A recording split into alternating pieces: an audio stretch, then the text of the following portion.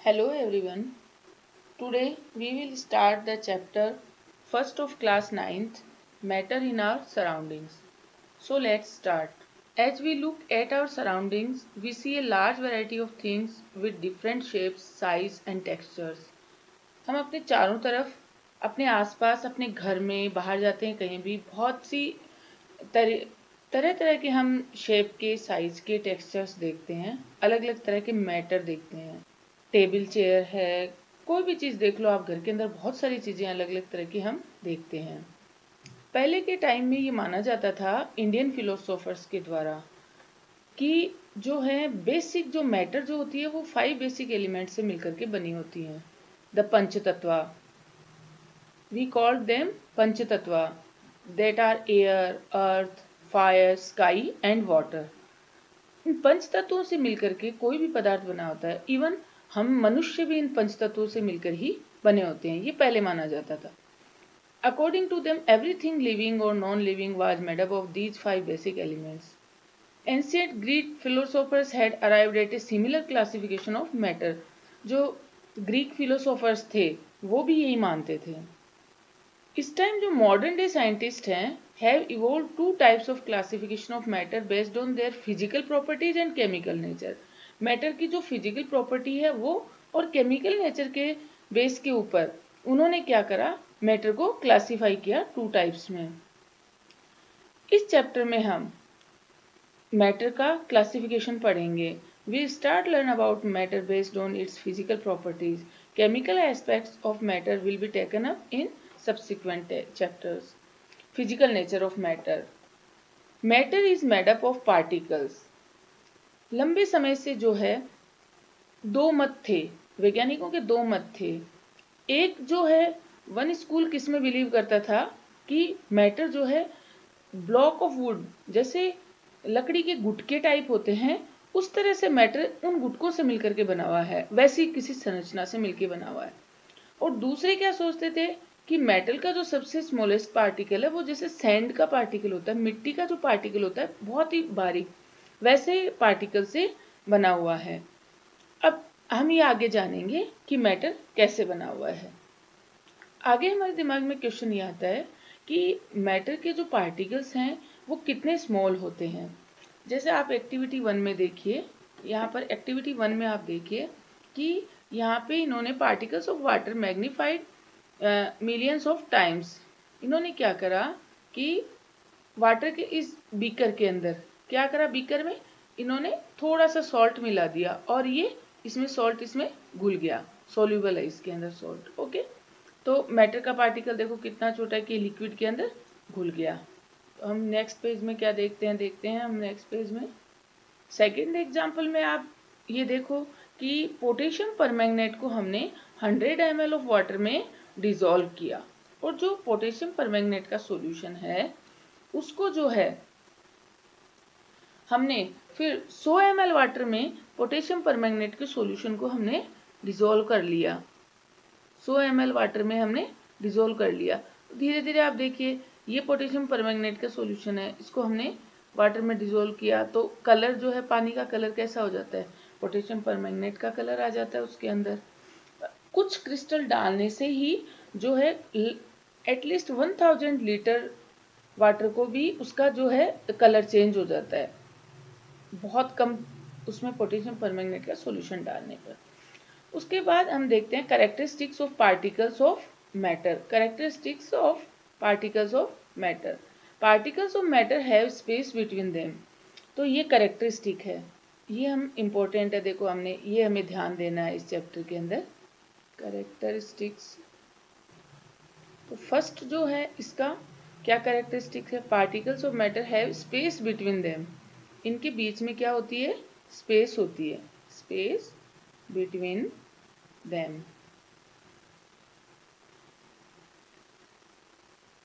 दूसरा कैरेक्टरिस्टिक क्या है, ये क्या कह रहा है, देखिए आप, हमने ऊपर एक्टिविटी में देखा जैसे पोटेशियम परमैंगनेट जो है पानी के अंदर हमने डाला बहुत कम मात्रा में, पानी की अपेक्षा हमने बहुत कम लिया, तो वो क्या उसमें डिसॉल्व हो गया। तो हमने क्या देखा कि इसमें हमने ये क्या कंक्लूजन निकाला, when we make tea, coffee और लेमनेड, हम नींबू पानी बनाते हैं, टी बनाते हैं, coffee. Particles of one type of matter get into the space between particles of the other. This show that there is enough space between particles of matter.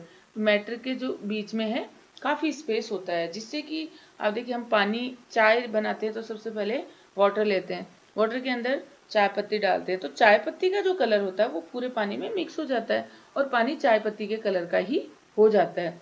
तो इससे क्या प्रूव होता है कि पार्टिकल्स हैव या और matter have space between particles of matter. Okay, then second characteristic क्या है हमारी? सेकंड कैरेक्टरिस्टिक है continuous moving. Particles of matter are continuously moving.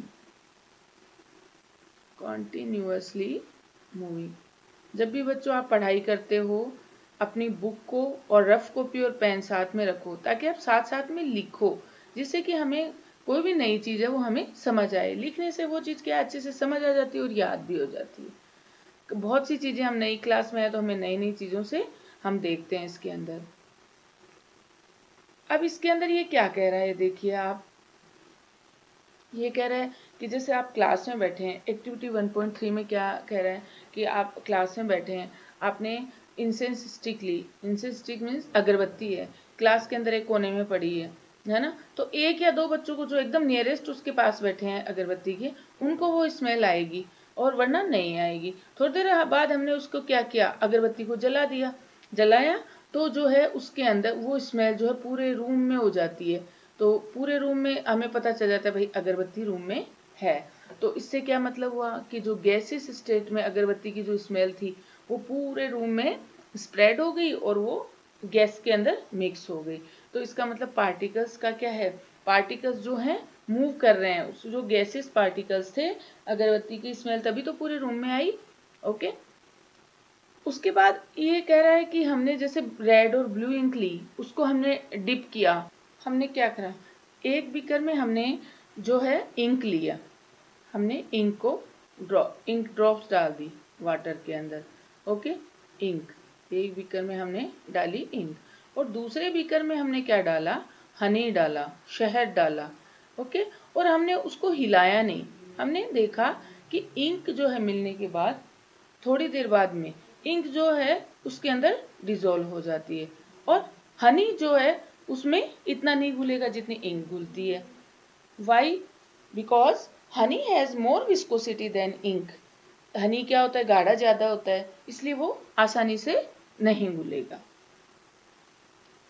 इसके बाद हम देखते हैं कि जैसे कॉपर सल्फेट या पोटेशियम परमैंगनेट हमने ग्लास में हॉट वाटर में डाले या कोल्ड वाटर में डाले, तो कोल्ड वाटर के बजाय जो है हॉट वाटर में जो है ये कॉपर सल्फेट या पोटेशियम परमैंगनेट जल्दी से घुलेंगे।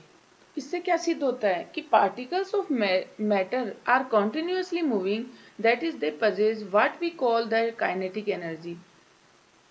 पार्टिकल्स जो हैं कॉन्टिन्यूसली लगातार मूव करते हैं। मैटर के जो पार्टिकल्स हैं वो लगातार मूव करते हैं, क्योंकि उनके अंदर पार्टिकल्स में क्या होती है, काइनेटिक एनर्जी। ये एक बहुत जरूरी चीज है, काइनेटिक एनर्जी होती है पार्टिकल्स के अंदर। क्या होती है, काइनेटिक एनर्जी होती है जो उनको मूवमेंट देती है। उसी के कारण पार्टिकल्स क्या करते हैं, मूव करते हैं।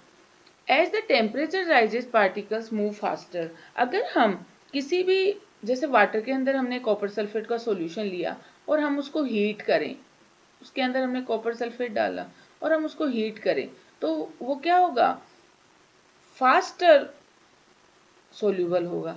ओके, फास्टर हो जाएगा, उसका मतलब स्पीड, उसकी सोल्यूबल होने की स्पीड बढ़ जाएगी। So we can say that with increase in temperature the kinetic energy of particles also increase. तो ये एक, ये जो है ये क्या बन गया, ये एक रूल बन गया कि increase in temperature, increase in temperature then kinetic energy also increase proportional to kinetic energy of particles।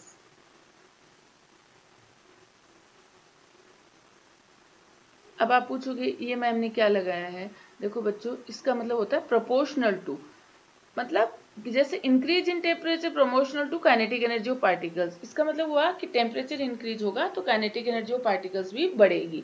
अगर इसी चीज को मैं ये लिखूं कि proportional to 1 upon kinetic energy of particles, तो इसका मतलब ये होगा कि काइनेटिक एनर्जी कम होगी। अब हमने क्या करा कि they do by getting into the spaces between the particles. This intermixing of particles of two different types of matter on their own is called diffusion. हमने जो अलग अलग टाइप के पार्टिकल्स को हमने डिफ्यूज किया है वो क्या कहलाएगा? डिफ्यूजन कहलाएगा। डिफ्यूजन, हमने मिक्स किया उन दोनों को, तो ये इससे हम क्या कहेंगे? डिफ्यूजन।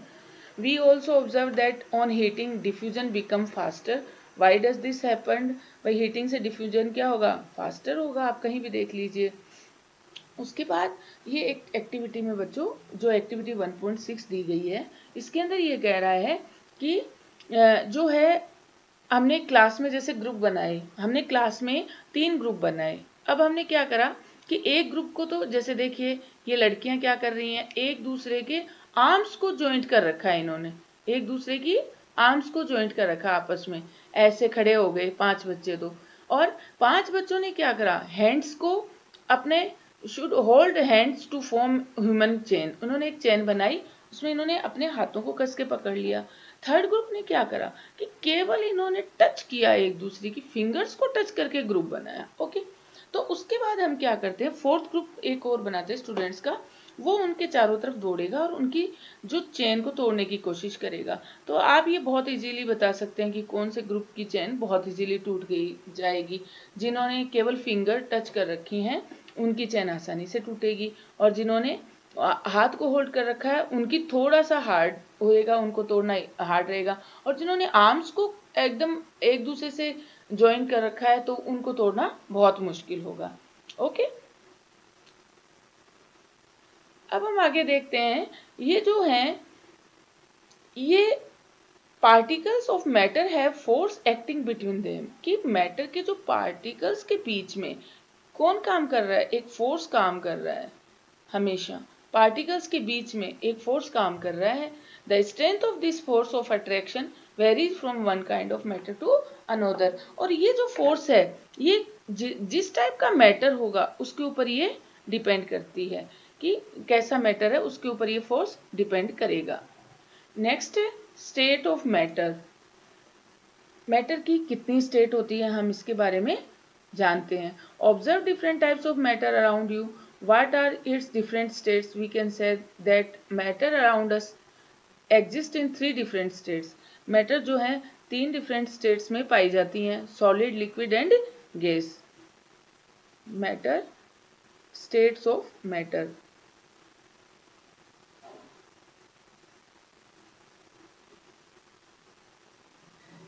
फर्स्ट है सॉलिड, सेकंड है लिक्विड, और थर्ड है गैस। तो हम जो है फर्स्ट सॉलिड के बारे में हम जानते हैं। सॉलिड कौन कौन से मैटर्स होते हैं, जैसे एग्जांपल आपको पता ही है, पेन है, बुक होती है, पेन होता है, नीडल होता है, और कोई भी वुडन स्टिक का टुकड़ा है, जैसे ये सब क्या है? सॉलिड मैटर है।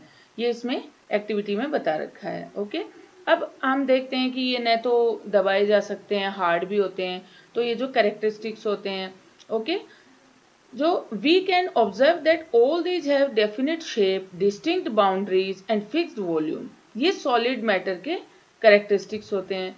ये have negligible compressibility, बहुत ही कम, हम इसको दबाने पे हम इनको दबा भी नहीं सकते हैं, प्रेस करने से भाई दबेंगे नहीं ये। Solid have a tendency to maintain their shape when subjects to outside force. Solids may break under force but it is difficult to change their shape, so they are rigid.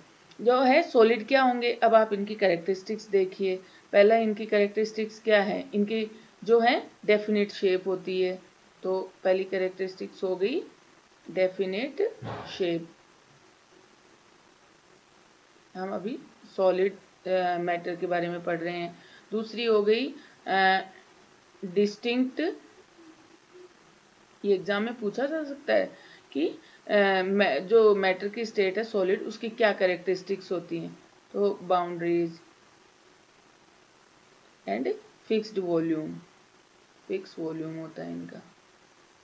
Okay, तो ये इसका पाया जाता है। अब ये ऐसे कह रहा है कि कुछ एग्जाम्पल है, जैसे कि रबर बैंड सॉलिड है लेकिन हम इसको स्ट्रेच कर सकते हैं। दूसरे शुगर और सॉल्ट हैं, ये हम जब डिफरेंट जार में रखते हैं तो ये उसी की शेप ले लेते हैं जबकि ये सॉलिड है। और तीसरा है कि स्पॉन्ज है, स्पॉन्ज को हम कंप्रेस करते हैं तो वो कंप्रेस हो जाता है। तो ये कुछ एक्सेप्शन केस है, जैसे कि रबर बैंड है, changes shape under the force, regains the same shape when the force is removed, is excessive force is applied, it breaks। Okay, भाई हम उसको हटाएंगे तो वापस अपनी ओरिजिनल शेप में आ जाएगा। उसके बाद हम जैसे शुगर के लिए कहेंगे कि shape of each individual sugar or salt crystal remains fixed when we take it in our hand, put it in the plate और इन ए जार, ये भी अपनी शेप ले लेता है। स्पॉन्ज हैज मिनट होल, भाई स्पॉन्ज के अंदर क्या होते हैं, बहुत छोटे छोटे होल्स पाए जाते हैं, तो उनके अंदर क्या है, हवा बढ़ जाती है, एयर आ जाती है।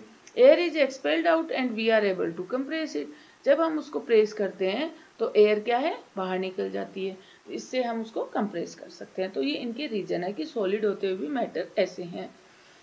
उसके बाद हम आते हैं लिक्विड में। लिक्विड के एग्जाम्पल जैसे water, cooking oil, milk juice, ए कोल्ड ड्रिंक, ये सब लिक्विड के एग्जाम्पल है।